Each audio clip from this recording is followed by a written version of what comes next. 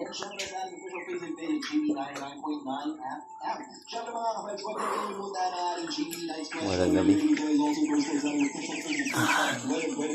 Tapos baba tayo, okay na. Paano ka pinapakalma ng partner mo pag stress ka? Ito na nga, kanina pinag-uusapan natin yung mga acts of your love during soft times. Diba? Yung mga ginagawa ninyo kapag talaga namang medyo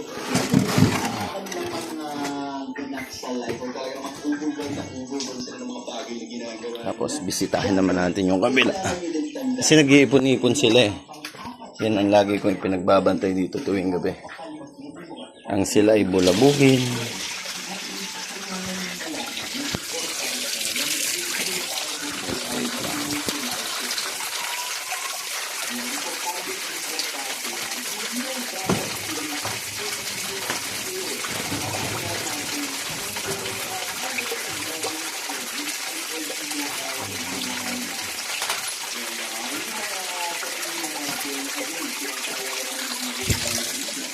Sa ngayong kuha na to, o na to, bentahin na rin naman mga 5 araw sa 7 ganun, 7 days.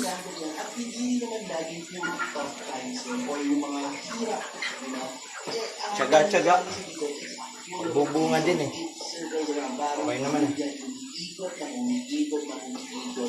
you can enjoy the best things in life because you're able to overcome those moments because masaya kayo. Sasala namin yung isang pangalagaan. Kayo, kapag hirap kayo, tinutulungan mo dapat yung isa't isa, gano'n.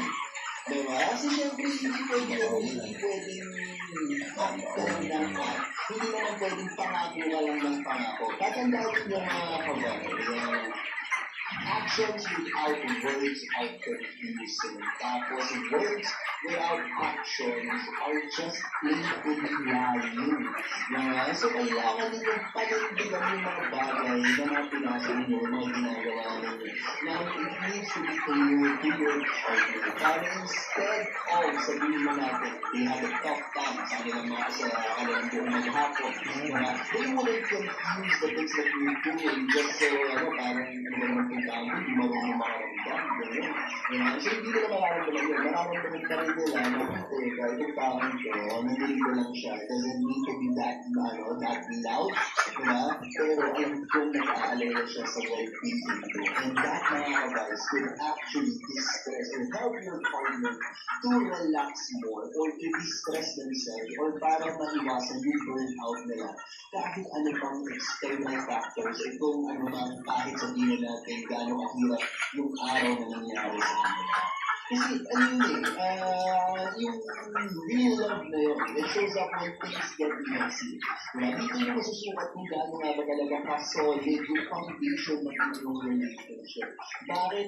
Kasi dun pa lang, sa mga pagkakataon na hindi naman kailangan totally dapat magulo, makinat, ay hindi naman kailangan dapat marami kayong sinasabi o meron kayong maraming ginagawa para sa kanila. Dun din na ba ipaparamdam the things that you do for them, those little things, hindi kailangan in grande, hindi kailangan malaki.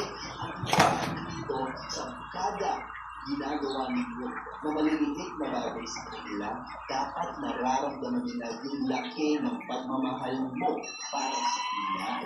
And that, mga kabayan, is the key point that you need to do or you need to know para mas magawa ninyo ng tama yung mga paraan kung paano susuportahan yung mga at kapag sinasabi kaya naman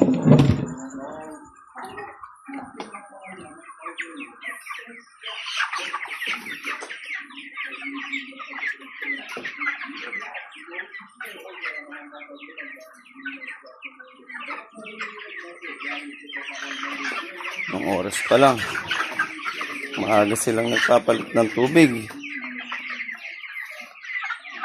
kaya ang agang maubos bago dumating ang magdamag yan.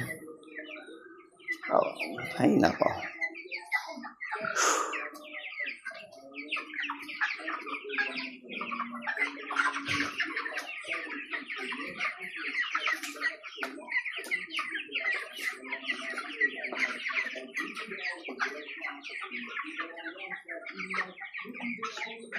Okay guys.